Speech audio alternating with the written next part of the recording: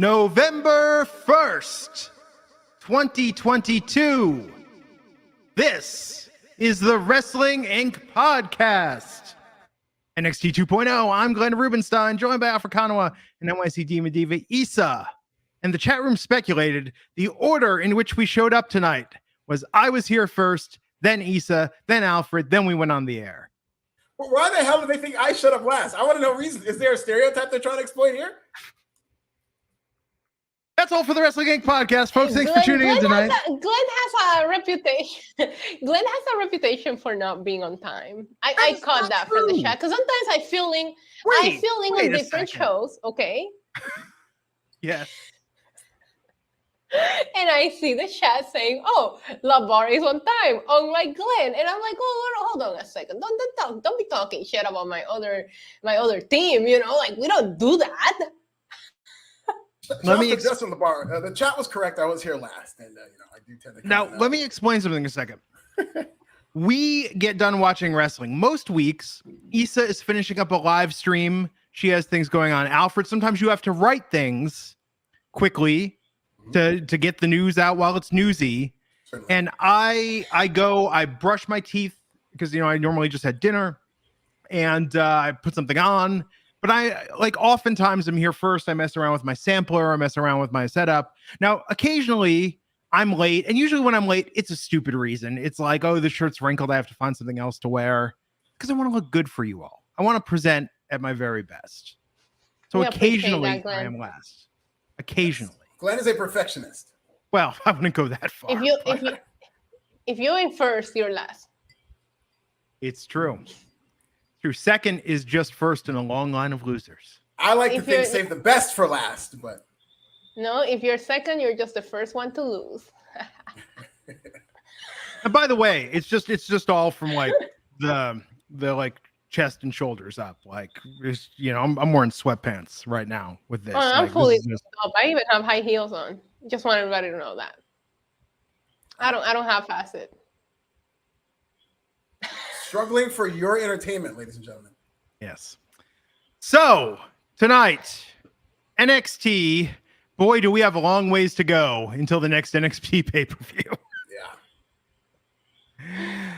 Yeah.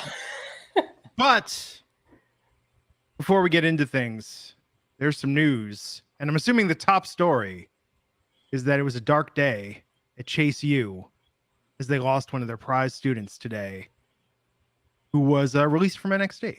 Yes, quite possibly the darkest day in the history of Chase U, as Bodie Hayward will no longer be a part of NXT. It looked like he was going to be absent temporarily, and they were going to do a love triangle between Bodie, Thea Hale, and Duke Hudson, but it was announced that Bodie Hayward has been released alongside 4 other developmental prospects who weren't on television, but Bodie Hayward being the most newsworthy, and he took to his TikTok, IG Reels, whatever you want to call it, and he announced that he has been released. He said that he owned it, so must have been something that happened, but Bodie Hayward no longer in NXT. And the streets did tell me, take this for what it's worth, the streets did tell me that Triple H doesn't like having egos in NXT. That was all that was told to me about this. So take this for what it's worth. Nobody knows what happened with Bodie Hayward, but I thought he was a good addition to Chase U. I thought he was fun to watch in NXT. I was looking forward to his growth. But for now, he will no longer be here. So Brady Booker is gone, Issa. Yeah, it's a sad day in Chase U altogether. I think that was the biggest loss out of the list of releases that I saw. We'll see where they go with it. Yeah, he was definitely not one of the main stars in NXT, but I would say he was a prime supporting character. He really was the first breakout student in Chase U before Thea Hale joined. Now whatever they're doing with Duke. But no, look, I mean, I like the guy, and I thought he had a very positive energy. Of course, we don't know the full story. I was like, man, if AEW wants to add a third varsity blonde, he's certainly got the look, certainly got the collegiate pedigree as a former star athlete at Chase U. But yeah, it's to your point, maybe there was some backstage issue. I don't know, but it was just notable. And NXT, I think NXT is kind of famous for this with the releases. They've done a lot of Oh, they were in the middle of a program. Oh, they were just on TV. And then just like, nope, they're gone. Yeah, it's funny because a lot of times they would do this during the Vince McMahon era where they would make these mass budget cuts without telling anybody. So they were kind of caught with their pants down. Now that Triple H is in charge, you haven't seen really any of this. And it's not fair to compare this to the mass release scenarios that they've done because this is only 5. But Bodie Hayward was somebody who was in the middle of a program, somebody who I thought was doing just fine and starting to get over with this crowd. And even on tonight's show, when they did the segment that showed that Bodie Hayward was no longer there, you could hear the audible groan within the crowd because they were sad that Bodie's gone. So very random. And yeah, it probably was something that happened, maybe a tiff backstage or maybe a learning lesson for Bodie. But I really do hope that he comes back, whether it's to NXT or is able to land on his feet. Yeah. So who else was released? There are 4 other developmental talents. I could pull up their names here. Nobody, and in the names, I don't think any of them have been on television. Let's see. Sloane Jacobs was one. She's 19 years old. Erica Yan, Damaris Griffin, and Bryson Montana. So they've been featured on Level Up. Got it. Level Up, which we keep threatening to watch instead of Rampage. Yeah, we'll do it one day. And we're not going to tell anybody. We're just going to cover Level Up like it's normal. Well, let's do it on a week when Rampage is like live. Come on, Issa. We're going to make you do it. We could do it the way we used to do NXT and AEW and have to watch 2 shows at once, which is the most miserable I've ever been in the history of podcasting. Yeah, that was wild when we had to do that. What was that, last week or 2 weeks ago? We had to watch 2 shows. We just did it. Yeah, 2 weeks ago. Yeah, imagine doing that for like 6 months. Yeah, that was an insane time. I don't know how we got through it. Yeah, that sucked. What else is going on in the news? Speaking of things that might suck, it looks like the Saudi Arabia show in Crown Jewel. I'm not talking about the show itself. I'm talking about this situation, very serious situation developing in Saudi Arabia as the government is warning against potential attacks from Iran. Of course, this weekend, this Saturday, WWE will be back in Saudi Arabia for Crown Jewel for Roman Reigns versus Logan Paul, but there is an imminent threat, it seems, of an attack from Iran. WWE has not canceled the show. No changes have been made as of right now, but this is something to be monitoring, an international incident potentially between Saudi Arabia and Iran that could implicate WWE superstars. Issa. I get stressed out every time they go out there. And I feel like that stress doesn't go away until I know they're back on the States and everything is okay, especially since we had the whole plane gate, remember? Oh, yeah. So I personally, I have mixed feelings about all the Saudi Arabia shows because as much as I don't stand up for, the beliefs over there and what they do, I also believe that you shouldn't take it away from my children and fans to see their heroes in real life, right? Because when you go back to those experiences that we in these zones we get spoiled. We can see them anytime we want. You forget that some of these people can't. So when you think about it that way, you don't want to take that away from them. But I don't like every time they go over there. And then I saw this report today and I was like, oh no. Like I already feel anxious without any of these things going around the internet. There's nothing that we can do other than hope for the best.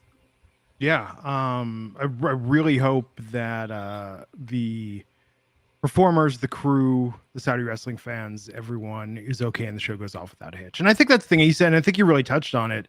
I think for all the issues that a lot of the media, a lot of the wrestling media, and a lot of fans have had, I mean, it's the KSA government that the issues are with. Mm-hmm. It's not Saudi wrestling fans. Yeah, it's not. And then on the other side, it's not necessarily the wrestlers or the fans. It's more or less WWE is the one doing business with Saudi Arabia for obvious reasons. And if you're getting that Saudi money, you're going to have to also deal with those Saudi problems, which in addition to the civil rights problems that have been brought up, also the tensions among war with Saudi Arabia and their ops. So there is always seeming to be some type of dark cloud hovering over this. And I hope for the best. I hope WWE has precautions when it comes to all this. I remember the first show or two where it just felt like a spectacle for rich people in Saudi Arabia. Honestly, you had those couches and like nobody in the front row looked like they watched wrestling a day in their lives. But there was a couple of shows where things turned around and there was actually a real crowd there and you were seeing the children's reaction and how happy they were. And that, when you think about it that way, it's just like, okay, let me put all of my believes in what I think about, and just it's an awesome moment for them, right? But I do remember the first couple of shows where I was like, what are we doing? Like, you guys remember that, right? Like it felt like a shit show, honestly. But when you look at it, like the last few, the women have made so much, like changes there.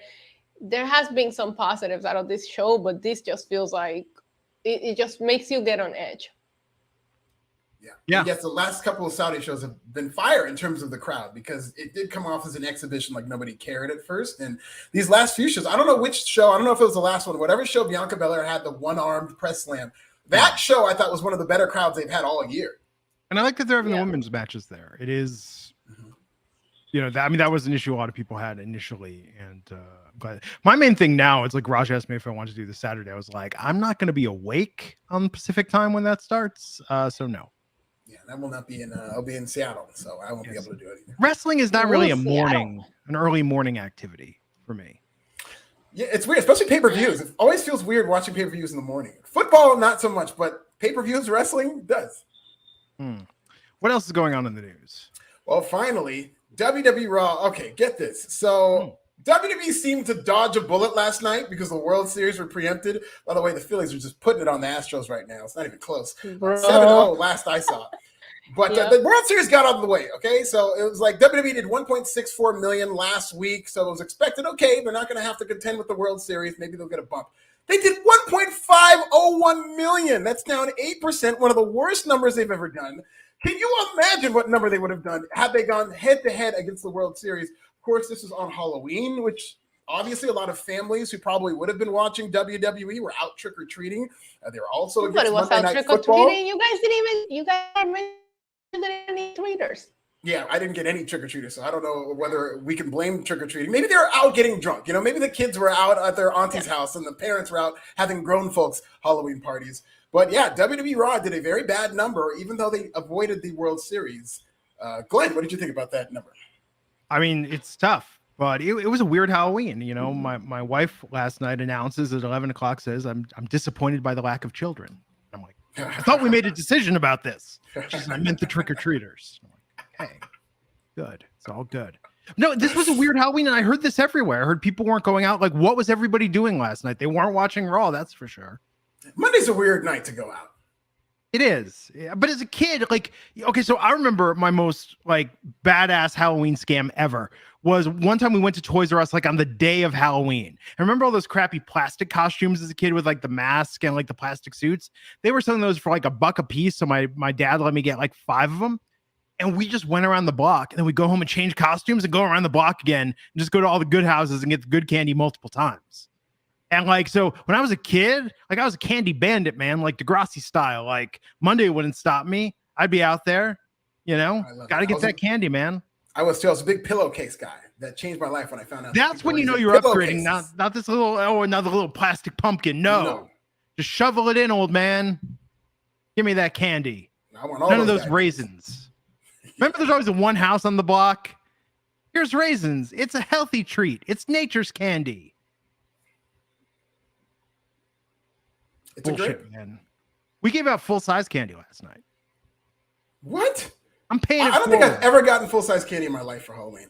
Really? I'm gonna trick-or-treat at your house. We got leftover candy. We had 3 trick-or-treaters last night. Oh. I know. So no one was watching Raw last night. Nobody watching Raw. So hopefully they rebound next week. Very low number. Bad news for Raw. Had to be a disappointment. You have Brock. You have Roman. That's the thing. Advertised. Had to be a disappointing number for them. Mm-hmm. Yeah, they got a championship main event where not that was advertised going in, but they did change the titles. So it's not like there's one of these things to the body of the show that it grew. And the show started out hot with the big brawl between Lashley and Brock. And despite all their best efforts, not a good number. And that is the news. And before we continue, RIP Takeoff. It's been a hard day. I'm a huge fan of Amigos. This time last year, November 17th, rather, we lost Young Dolph. And then this year, Half Ounce, Trouble, P&B Rock all died. Senseless gun violence. Hip-hop has to do better. RIP Takeoff.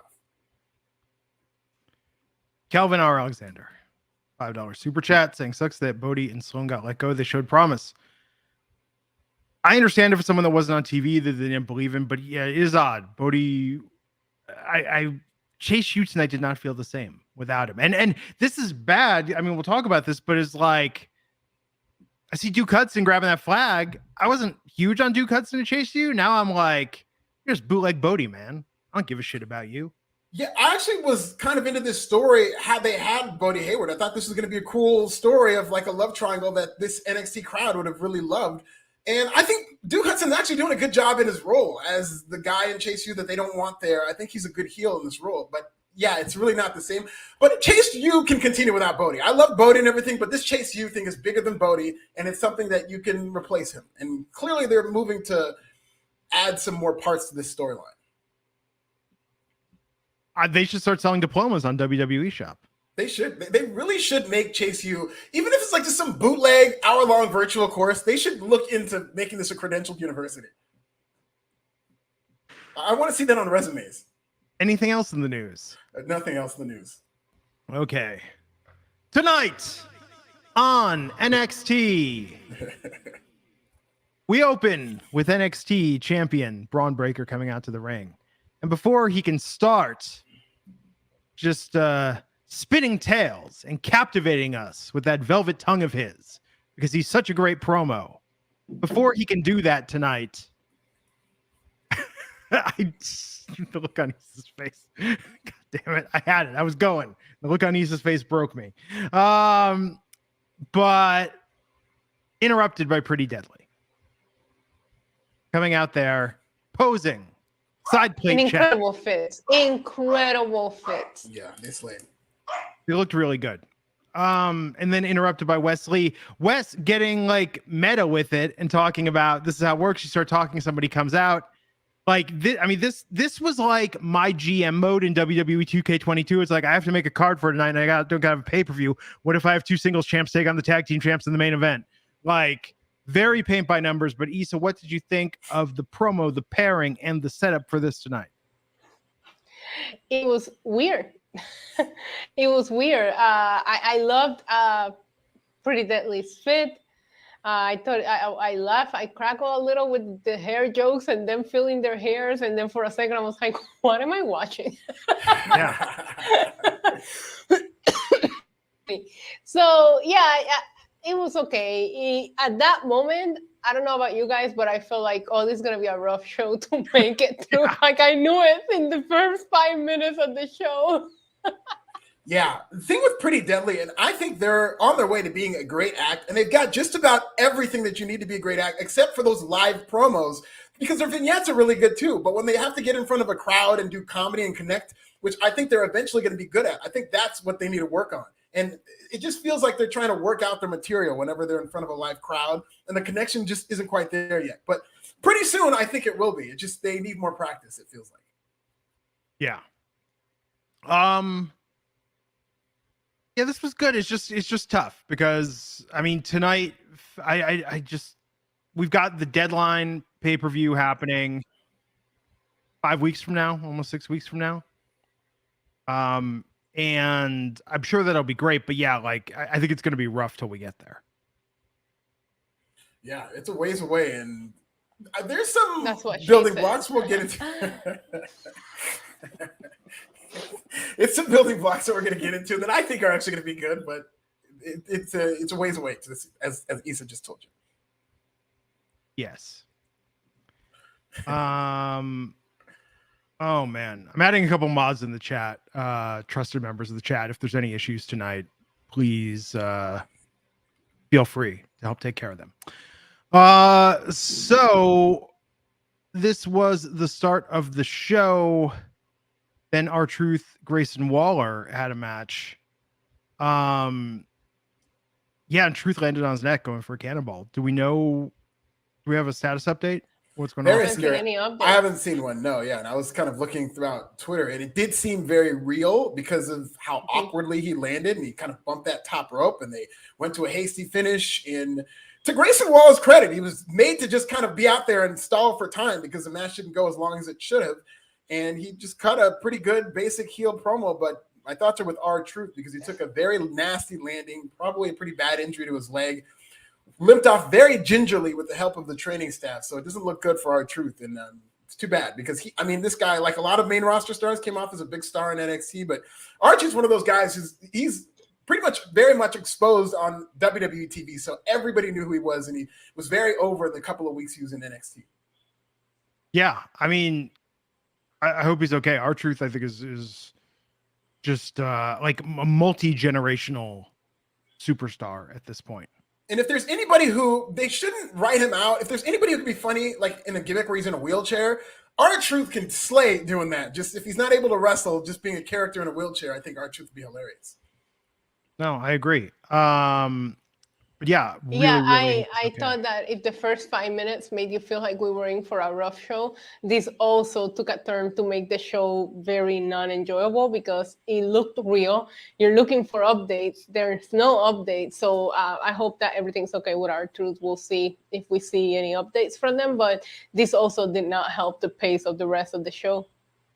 Yeah, and stay tuned to Wrestling Inc. I'm sure we're all looking for updates just to make sure that he is doing okay. So Grayson Waller, oh man, I mean, so I've been critical of Grayson Waller, but for Grayson Waller to do that and have to cut a promo after that, like, man, that's probably not gotta feel great. Yeah, but he did a good job adjusting, and that's what live television is all about. That's something you're going to need to do. I mean, you remember that WrestleMania from a couple of years ago where there was a delay due to weather, and they just sent all these wrestlers out there to cut promos that weren't written, that just off the top of their head, and that's a skill that will serve you well in WWE. Yeah. Schism sat down with Vic Joseph to explain the newest member of Schism. Yo, I love this. I love this.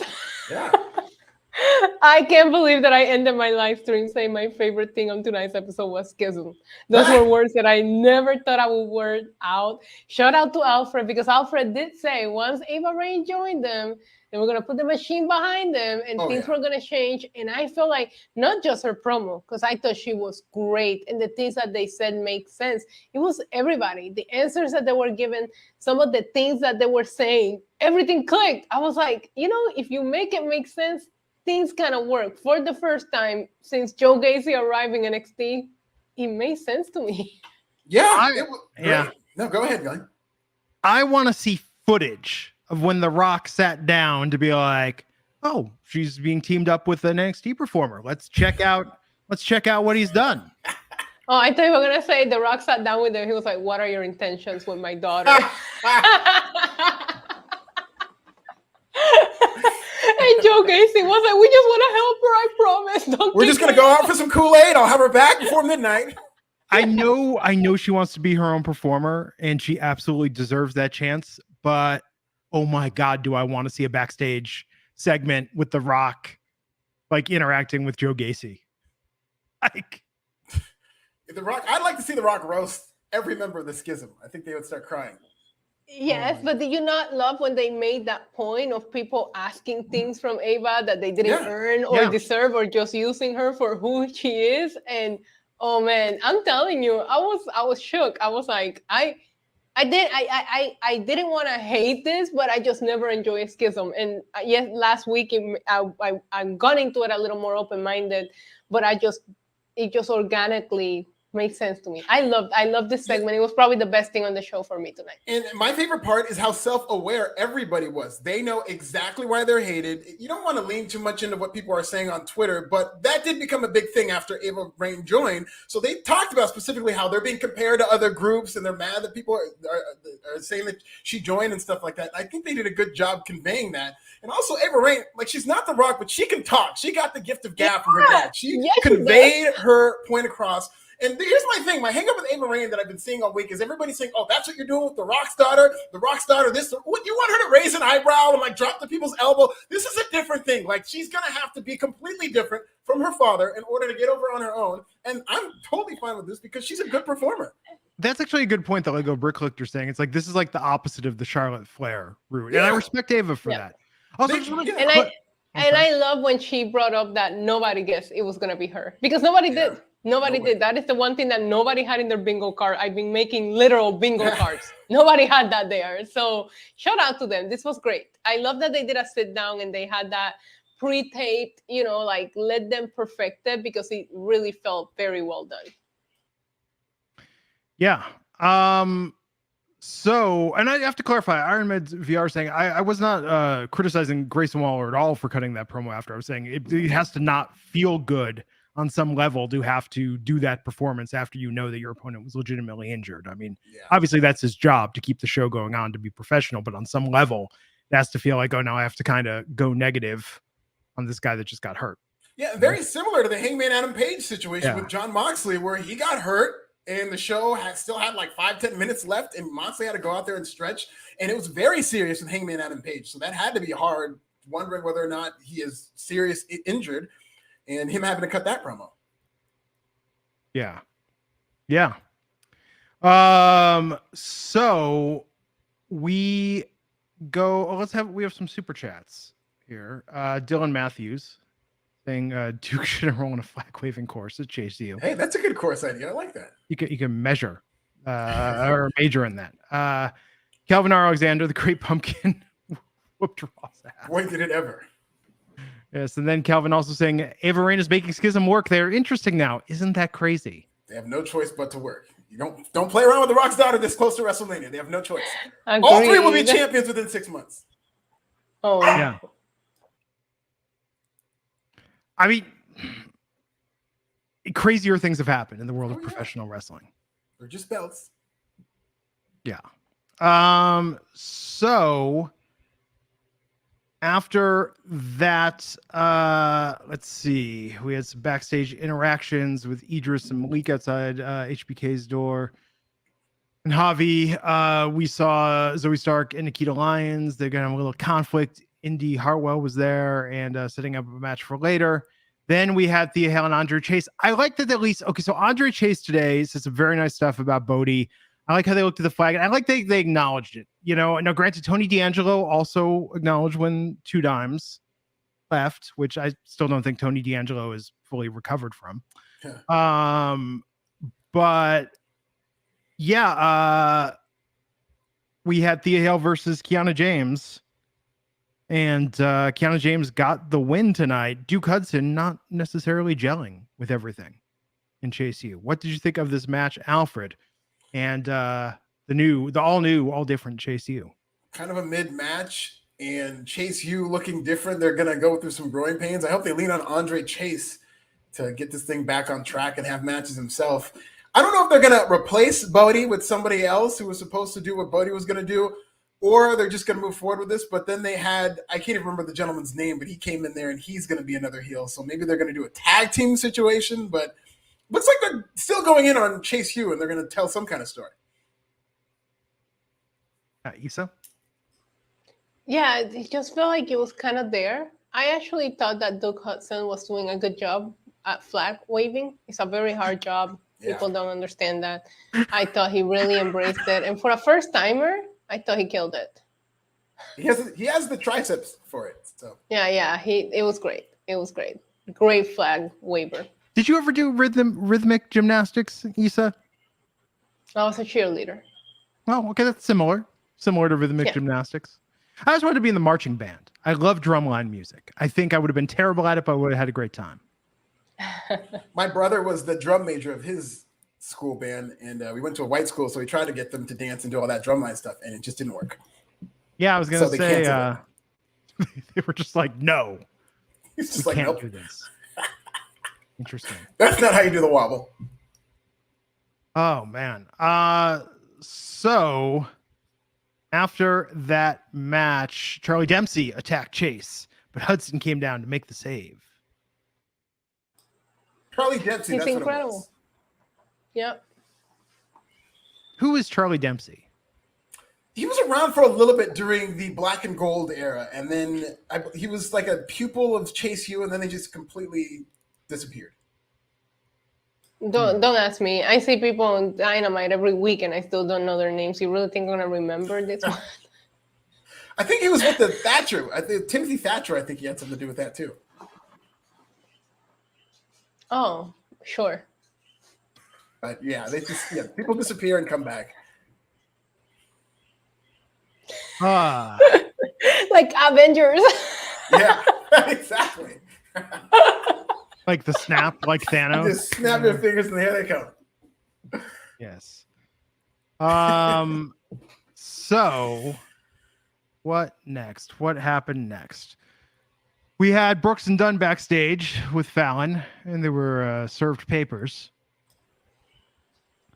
That we don't know what they were. Yeah, from Kiana James's secretary. Yeah, so what's the point? Yes. Mr. Stone talked to Braun and Wes backstage, continuing the build with Von Wagner. But let's talk about Odyssey Jones versus Big Body Javi. And Odyssey Jones, he's back and he's getting wins. Issa, what did you think of this match? I love Odyssey Jones. Like when he comes out, it feels like good energy and good vibes. This is not a forced smile. Like sometimes, like, I don't know, just to throw an example out there, Raquel, she just feels like she's forcing that smile. This guy just exudes positive energy, and I like that. You know, I can vibe with that. This Big Body Javi, I know he's there like every week, but I never seem to remember him. But it's great seeing Odyssey Jones back and getting the win. I was okay with this. It was a match that was kind of there. There was a lot of just there matches tonight on NXT. Many people pointing out Charlie Dempsey is William Regal's son. Yes, he is.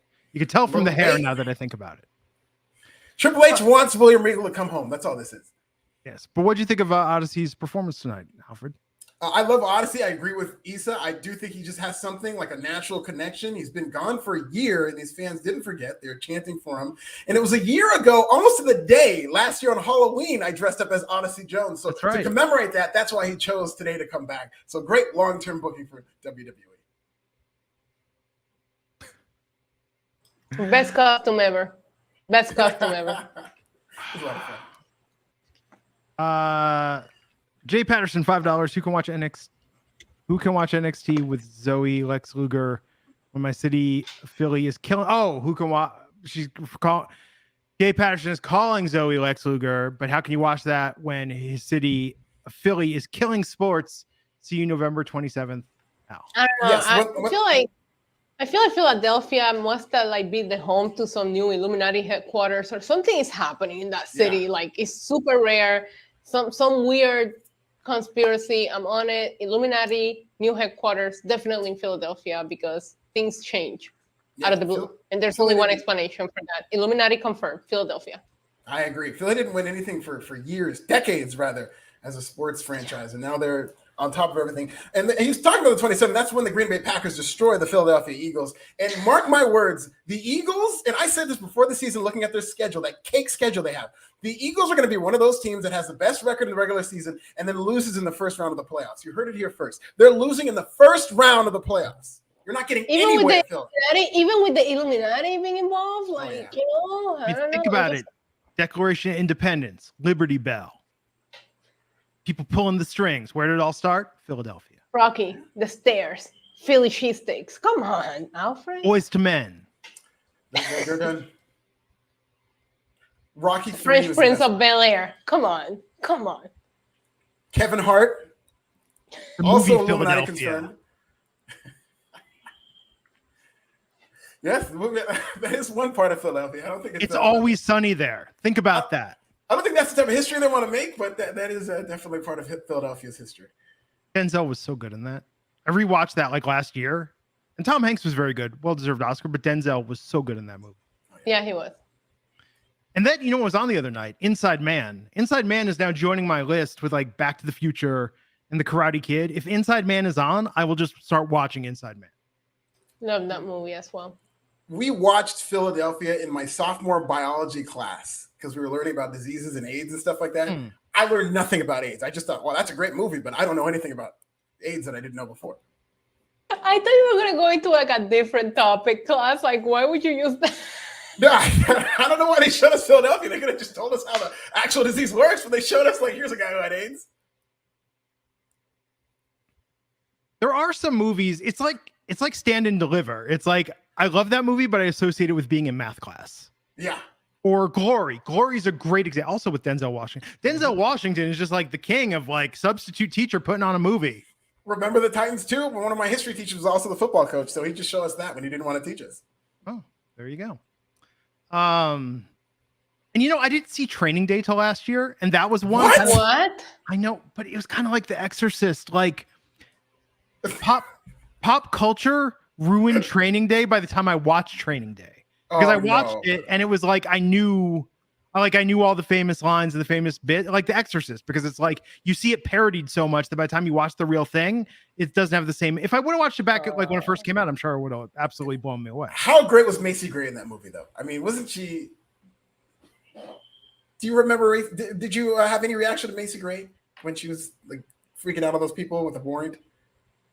No, I don't remember. But again, it's been a year, and I watched it like late at night while I was like probably playing Fortnite at the same time. It's a great movie. I could argue that it's one of my favorites. Best. Flight, I think, is one of his best, and I thought he was incredible in Training Day. It's like top 10 for me. I like Denzel in Men on Fire also. I love him in that movie. He's just very good at what he does. But I love Training Day. But I don't know. Like, if you look at my favorite movies, my list is so screwed up. Like, it's like Fight Club, Training Day, The Exorcist. It's like, well, now we know what's wrong with me. Anyways, let's move on. It all makes sense. Things are clicking. All great movies, by the way. Issa, did you read Dark Knight? Dark Knight? Oh, yeah. Come on. Dark Knight for a while, I told people that was my favorite movie ever. But a couple movies passed it up for me. Issa, did you Which read ones? Wait, what? Wait. Okay. I actually liked the first Avengers Endgame. I thought it was slightly better than Dark Knight. All right. Black Panther too. Black Panther's better than Dark Knight as well. Issa, did you read the thrilling conclusion to Jess? No, I haven't. You gotta read that. That's his Twitter thread. Okay. Creepiest score. Stay the hell out of the woods. Read this Twitter thread that I retweeted. Super I creepy. legitimately almost FaceTimed you at 4 a.m. my time because my freaking lights outside went off, and I was like, "This is all Glenn's fault," and I'm freaked out by this now, and I was gonna FaceTime you at that time. Oh man, that's why you stay out of the woods. It was a cat, by the way. It was a cat. But you stay out of the woods. Yes, Jess Zafaris is her name. I retweeted this gripping Twitter thread about her thrilling ordeal with being haunted in nature. So back to NXT and all of this, by the way, we could just talk about Training Day for an hour. Probably better than most of tonight's NXT. I mean, agreed. Love Training. I might watch Training Day after this. There you go. Me too. My Halloween rewatch like fried my brain. Like I need something that's not horror at this point for a couple of days. We tried watching a bunch of horror movies last night. And we tried that over the weekend, but we watched like Elm Street 3 and 4, and then we watched the documentary, the like 4-hour-long documentary about Nightmare on Elm Street. And that was good. But then we just kind of like picked some bad things that were just not great. We watched that movie Creep. But did you watch Season of the Witch? We watched that last Halloween, and I'm so pissed that we watched that. My wife insisted we watch Season of the Witch last year, and I'm like, this is terrible. I've heard my entire life this is terrible. It's not a bad movie, Glenn. Come on. I mean, I guess it was a revealing twist. Spoiler alert, when it turned out he was hooking up with a robot. Like, that was surprising. But the idea of somebody wanting to kill like all the kids in the country like that's messed up. Special ed teacher in the chat comparing me to Cheddar Bob in 8 Mile. Thank you for that. Well, I will say, Issa, it's crazy you say that, like, you need a break from all these horror movies, so you're going to watch Training Day. One of the scariest scenes, or the scared I've ever been for a character, is when Denzel left Ethan Page high and dry in that room with those gangsters to kill him. I was terrified for him. Oh yeah, Ethan Hawke, not Ethan Page. Ethan Hawke. Yeah. I'm in the wrestling mindset. Ethan Hawke, you're right. You know what that is, Alfred? That's street shit. That is street shit. We finally watched Trick or Treat last night, the anthology with the little pumpkin killer kid. That was pretty dope. The little like pumpkin sackhead kid. Did you ever see that from like 15 years ago? Yeah, I've seen it. No. It's an anthology movie. It's a bunch of stories, but man, you want to talk about dead kids? There are a lot of kids die in that movie. Yeah, it's really messed up. But yeah, and then Quantum Leap had a exorcism episode last night that was very good. I enjoyed that. Nice. So back to NXT. Mandy Rose celebrated her 1-year anniversary as NXT Women's Champion. Alfred, were you on the edge of your seat for this? I was not, but it was good that they gave her all of this fanfare. I think she's done a great job as champion. They made her look like a very dominant champion. I did not like where this went. I was really expecting somebody that's a big deal to come and interrupt, maybe from the main roster. I know. And they even gave him the big rollout with the smoke that came there, and I'm just like, who's it going to be? That's when there's no reaction. Where there's smoke, there's fire. Yeah. Oh, God. And then Booker said it, and I was like, you didn't need to say that, dude. We got the joke. We get it, Book. Yeah. Yeah, I have to say, when Mandy came to NXT, I would have never guessed it would lead onto this. The one thing that I did laugh about is that she was like, I'm not a centerfold, I'm not a Barbie, but like 90% of the video package was just her looking hot. And I was like, this video package is not doing any favors to what she's trying to like represent herself as. And just to be underwhelmed, like I like Alba Fire, but she's lost enough opportunities. And Indy and Zoe had an argument about this backstage where Zoe was like, you earned these title matches. And I'm like, well, what has she done? Because at this point, Indy deserves it more than freaking Alba Fire. Yeah, and I'm afraid Alba Fire is going to win this. Like, she's getting another match against Mandy Rose after losing, and they've already done the year thing. So a part of me thinks that they might select Alba Fire to end this reign, and that ain't it. Just I know Kayla Ray was great and everything, but this is not the character to do it. Point. Yeah, it's a historic reign at this point. It should end by somebody that has earned it and has worked their way up. Yeah, I mean, strangely, there's no heat with Alba Fire in this feud. That's why only smoke came out and no fire that she felt.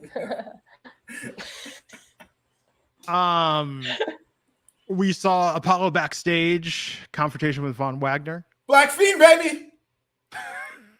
It looks like we're getting a triple threat with this program. Are you going to do a Black Fiend pro wrestling bits? I should do a deep dive into the. I'm going to fantasy book the next 6 months of the Black Fiend. I'm going to lay down the blueprint. But I've got a couple bits before that. YouTube at Pro Wrestling Bits, ladies and gentlemen. Yeah, we got handles now. Yeah, I love the handles. I feel official with these handles. Yep. And you have to pay $8 a month for them. We do? No. No. Twitter. I'm just making fun of your check marks that you're about to have to pay for them. I didn't read that. Listen, I didn't ask for that goddamn check mark. They just gave it to me because I'm popping. But I'm not paying Twitter. What do you think? Yeah. Like you had to pay $8 for your check mark. See, this South African Twitter thing, I've been telling you since day one. Elon Musk and the South African Twitter is he's gonna ruin it. My favorite thing is like a lot of people on Twitter were asking current mark system isn't flawed at all. Like you just said it. You're like, they just gave it to me. I know so many people that know someone on Twitter. That's how they got a check mark. That I'm like, what's the point? This system is also flawed. You shouldn't go to someone and you shouldn't validate somebody's opinion or a person just because they have a check mark next to their name. So who cares? You know? It's a lot like apartheid, where it's like the check mark people and the non-check mark people. So this sounds very that's what I like about YouTube. While it is hard, you want a check mark, 100,000 subscribers or not. Yeah. You know, like that's it. There's no other qualifications. And it's like, okay, thanks for making it impossible. I appreciate you, YouTube. They should make it to where you have to pay to tweet. If you know, or if you don't have a blue check mark, you got to pay. We've already proven ourselves in the blue check mark club. You should have to pay to tweet. That'll help it be less toxic. I'll tell you that. I can't wait for WWE fans 0859867508 to have a blue check mark next to their name. It's gonna be great. No, I gotta look into this check mark thing. This is yeah. Oh man, you're not on Twitter enough. This is all everyone's talking about on Twitter now.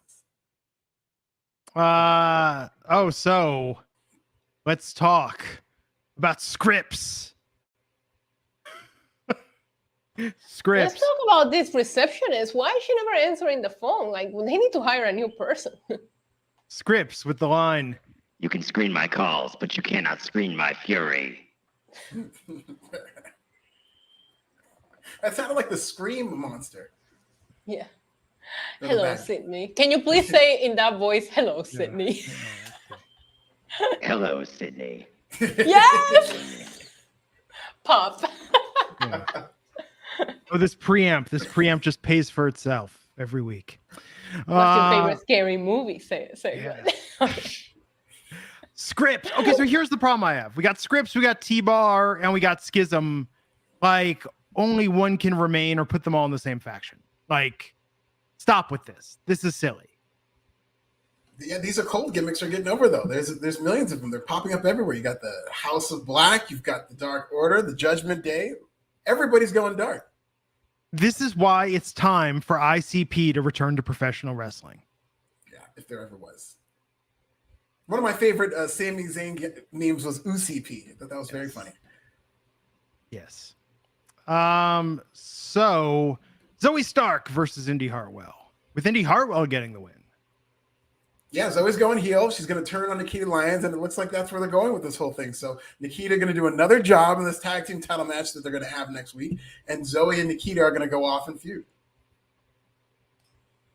Yeah, keeping an eye on Indy, though. She is on a winning streak. She needs to be in this Dexter Loomis storyline. I mean, they're incorporating Johnny Gargano. Why not just have Indy do this, too? They had her as a reenactment. They could have had the actual Indy Hartwell playing herself in the reenactment.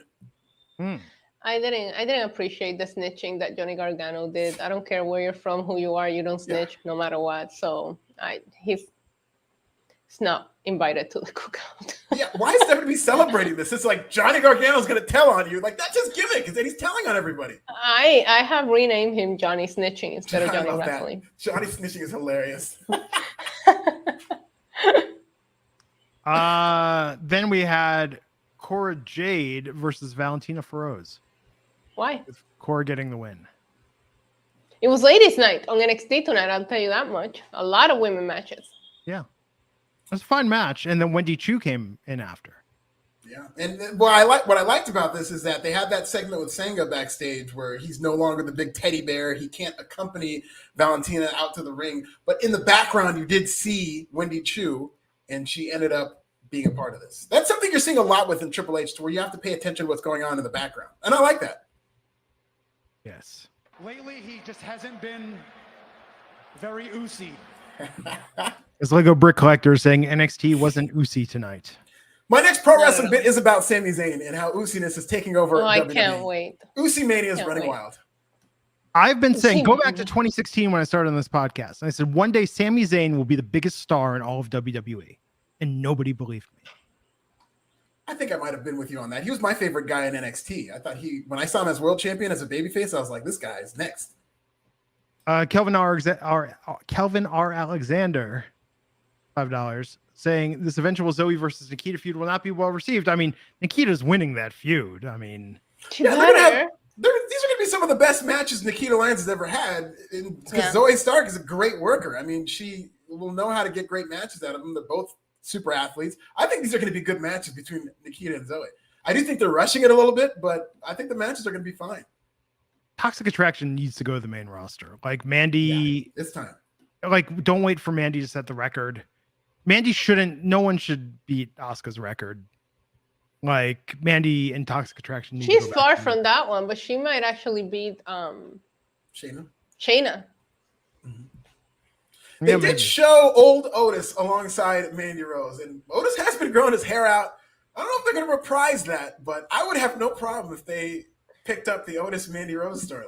Were Otis and Chad Gable not the MVP of last night's Raw? Did you guys see it? I'm so sad that not many people saw it, because that was incredible. It was perfect. Yes. I never thought about that, but I mean, they were perfect for the Chippendale sketch. It was great. Wow. It was fun. So backstage, Tony D and Stax. I don't like now that Stax is more Tony's sidekick rather than like his minion.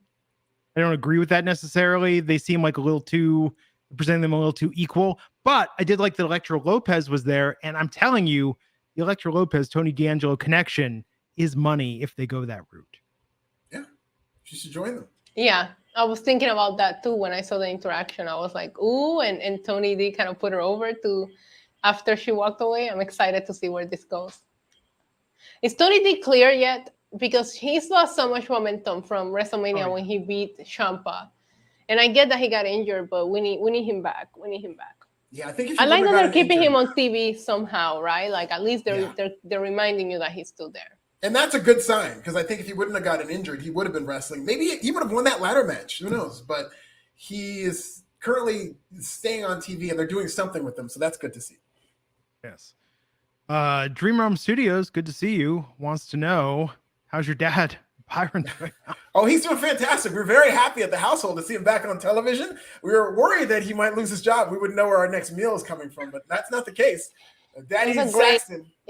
Yeah, I tweeted at you. I was like, that was a great investigative piece by your father. Good Absolutely. stuff. And I shouted, I put it over, and did very well. A lot of people are very excited about WWE Investigates in real time. I think they should be doing this every week, because what I liked about this is they really did go through the storyline and explain it to you and advance it. And I think they should do this with other storylines. Yeah, as long as Dad's on TV. That's the key.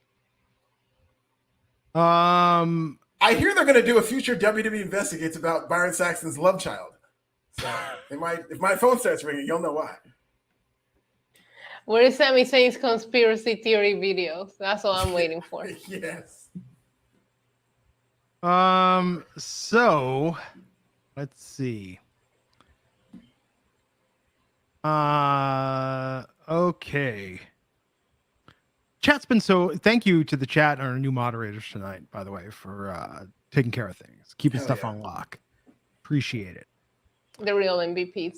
Yeah, Ricky, Dream Realm, Dylan, Justine, Kelvin, thank you all tonight. Dylan, everyone, for helping out. So let's talk about this main event tonight. Pretty Deadly putting their tag team championships on the line against the makeshift tag team of Wesley and Braunbreaker. And I gotta admit, when Breaker did the slam on both members of Pretty Deadly, I was like, they're not doing this. They can't. I will stop watching NXT if they do this. But Carmelo Hayes interfered, costing Wes and Braun the tag team gold. Alfred, what'd you think of this match and this angle and this finish?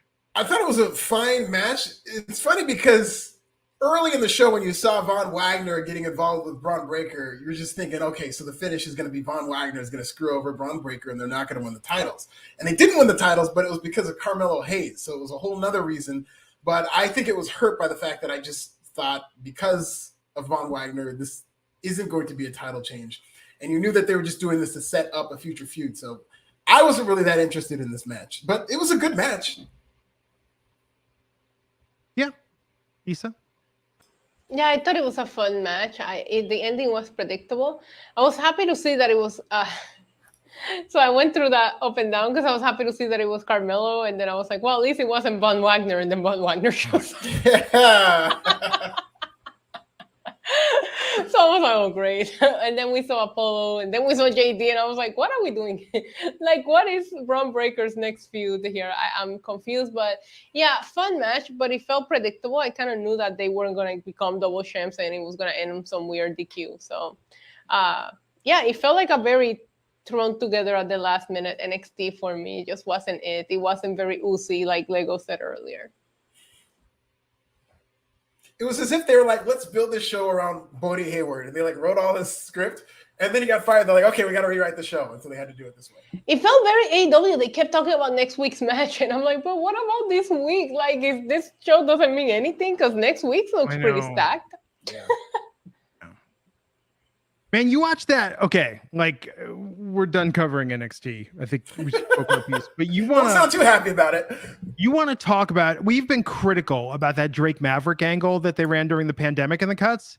If you want to see the real devastation, sadness, confusion of being cut from the roster, like captured in real time, watch Bodhi's video today. And again, it just further sort of drives home. It was like Drake worked us all with that. I still contend that he did not work us. I just felt like it was so authentic and it got over so well that when you get to the end, okay, at the beginning, 100%, and the tears, and I believe that came from a real place. I'm not doubting his sincerity, but at the end, then when he starts putting over his upcoming match and tournament because that's his last chance to show his all, it's like that's when it's like, no, this is a freaking promo. Okay, so was Bodie Hayward working us all? Will we see him back in a couple of months? Because he didn't even have an ending. He didn't end like he ended with like, and I guess we'll see what happens in 30 days. Like he didn't say like, and that's why you need to come out and see me this weekend. Like, yeah, And he did say his real name, like Brady Yeah. Booker, I believe it was. Yeah, it was real, and it bummed me the F out. Yeah, it was very sad to watch. And the Drake I haven't Maverick seen story it. was great, but that's the problem, is it was a story, and that's where I feel a little hooked in at the end, you know? Yeah. Man. So that was NXT this week. What is next for the Schism? What is next for Scripps? What other creepy characters are going to be joining us in NXT? Who is Scripps? Do we know? Is that Ava Rain too? It's gonna be The Rock's other daughter. It's gonna be Is Bodie Hayward Scripps? If Bodie Hayward is Scripps, I will rail against that too. You God damn it, NXT worked me again. Scripps is gonna be The Rock's 3-year-old daughter. That's my pick. Nicholas is coming back to wrestling. Yeah, I don't know who's Scripps. No idea. Drake Maverick. Isn't Drake a producer now? Oh, I didn't know that. No, maybe. I thought he was. What happens if the receptionist actually picks up the phone? Does he ask to be transferred to like a different department, or is he just gonna start telling her these things? That would be funny if like a receptionist picked it up and he didn't expect it. He's like, "Oh, well, do you have an accounting department?" Hi, this is Scripps. Wasn't expecting to pick up. I don't know. Can you? I don't know. Is HBK in? But no. Don't transfer me. Just send me straight to his voicemail. I don't want to actually talk to him. I just have a voicemail to leave. So just promise me you won't pick up. Okay. Thank you. Transfer me. Ring.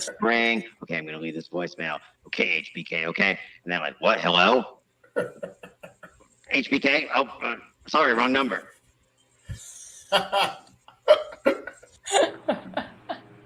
That's how you tell a story, goddammit. He just keeps calling until he's able to leave a voicemail. I've done that before. Where I really wanted to get someone's voicemail. So I called on one line and then purposely called on the other, knowing it goes straight to voicemail. Yeah. Oh my god. I don't even have my voicemail set up. I don't either. It just gives out the number. I think there's something you can do on your phone. I think it's pound 52 where it'll go straight to somebody's voicemail. I don't. Oh, okay. Write that down, Scripps. Well, you want to know the big voicemail hack? If you're leaving that voicemail and you're just like, this was a horrible mistake, hit star. If you hit pound, it'll stop the recording and give you an option to delete. But if you hit star, oftentimes it will just say voicemail deleted and it'll start over the recording. Or just don't leave a voicemail and send a text. I've done the voicemail before where I keep deleting it and trying again because I want to leave like the perfect voicemail for someone. Like I had one time, I don't remember what it was, but the worst is the outgoing message, because the outgoing message, when I have had them, I always want it to sound perfect. So I will sit there and record that like 50 times. Man, you are a perfectionist, see? What do you think Scripps voicemail sounds like? This is Scripps. If you're dialing from star 69, you have the wrong number because it wasn't me that called you. Otherwise, please leave a message. Oh, and if you're calling about the Volvo I'm selling on Craigslist, it's already been sold. Volvo. That's great. Oh. Oh, Frank. Roman wants a Volvo, it sounds like. Just the day in the life of Scripps, you know? It's just Hi, Lisa. This is Scripps. You gave me your number at Starbucks the other day. And I wanted to wait 3 days before I called you. They say you should wait 3 days. But the truth is, I really felt like we had a vibe. Lisa and Scripps. Maybe our couple name would be La Scripps. And, maybe we could get together sometime. And maybe we could go back to that Starbucks, but not individually, like together. And we could have coffee and talk about life. I'm a big, really into the arts, really a sensitive guy. I really believe in astrology. I don't know what your sign is, but I'm sure it's one that's compatible with mine. I just have that feeling. I'm an Aries, by the way. So, I'm very sensitive, very perceptive of people. And give me a call back when you can. Thanks. Again, this is Scripps. Oh, and if this isn't Lisa and someone gave me a fake number, I apologize. Just delete this message. Unless you're single, in which case, maybe give me a call. And maybe if we have a vibe, we can also go get coffee. Thank you so much. Really This is a world voicemail. building. This is a voicemail that I have actually gotten, and that's the reason why I never set a voicemail again. yeah. Yeah. Was he in Aries too? Yeah, was he in Aries? I mean, Scripps, it's got to be tough, right? How do you make calls like that? How do you make calls that you're just like, hello, Domino's. I'd like to order a pizza. I would like 10 pizzas, 2 with pepperoni, and the rest all vegetarian. No, this isn't a prank call. This is just how my voice sounds. My name is Scripps. SCRYPTS. No, it does not say that on my birth certificate. At 11 years old, I thought this would be a cool name, so I changed my name to Scripps. And I would like for you to deliver some pizzas to me. Again, not a prank call. I will give you my credit card now. You can charge it and put a hold. I will not ghost the driver. And if you could draw a dinosaur on the pizza box, that would be great as well. Thank you so much. What? Rar. Scripps? I like this kind of nebulous, like awkward scripts that you're building up. It's very human, and I think this is going to be better than what they did with scripts. Yeah. 1000%. Yeah. You know? Do you think Scripps gets mad when they misspell his name at Starbucks? Oh my God. Hi, this is Scripps. I was in your Starbucks earlier today.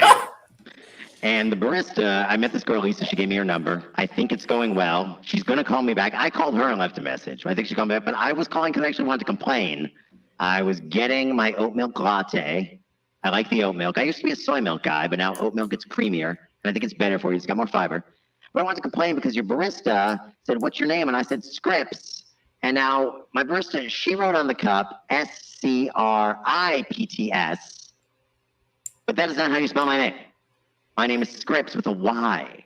SCRYPTS. And I'm personally offended. And the only thing that can make this better is perhaps if you compensate me with a $20 Starbucks gift card. My name is Scripps. Thank you. Gotta be tough, man. Oh my God. Scripts is over, man. It's gotta be tough. It's gotta be tough, you know? 1000%. You sound like that on the phone, and it's just people have a perception of you, you know? Yeah, you never get the guy in real life. It'd be funny if in real life his voice is high pitched and he sounds nothing like that. Yeah. And that concludes my Scripps material. But I have to. Are you sure? Let's do Scripts as Kanye West. Come on. Well, that's how. Oh, You can do it. You can do it. Wait a second. Here we go.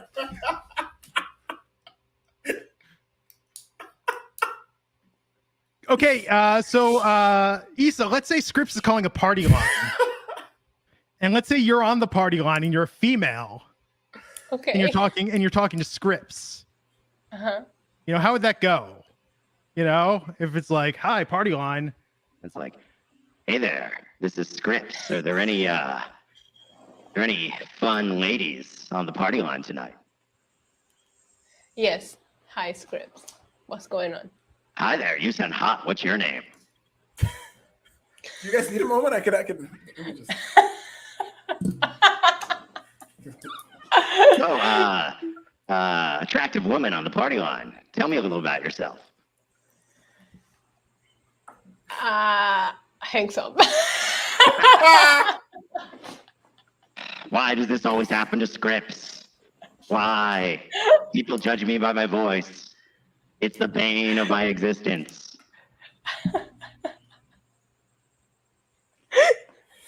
He's having way too much fun. It's tough, man. It's tough for Scripps, you know? Script is already over in this podcast. Does Scripps like to do prank phone calls? That's the problem. Everyone thinks it's a prank phone call, you know? Hey, this is your neighbor Scripps. I'm just calling to see, is your refrigerator running? No, this isn't a prank. I'm wondering if our power's out. I just need to know. Did we blow a circuit breaker? My refrigerator's not working. Scripps, you know. Hi, this is Scripps. I'm calling this adult line for some adult company. So, what are you wearing? No, this isn't a prank phone call. My name is Scripps. This is how I sound.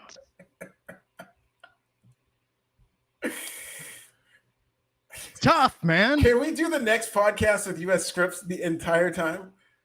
No. I wouldn't be able to like stop laughing. No, here we go. NXT Hotline. Hi, I'm your host this week, Scripps. Thank you for calling our 900 number. I'm here to give you hot rumors and gossip about what's going on in the world of NXT.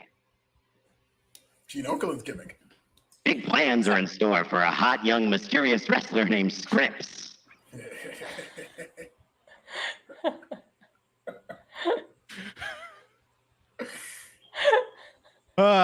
Sheet Black, thanks for the super chat. Dylan Matthews saying book Scripps bar mitzvah.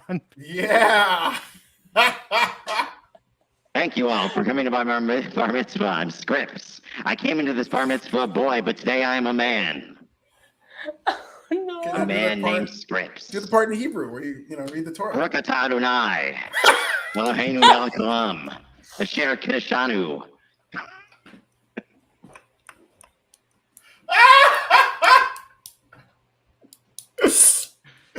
Oh my God.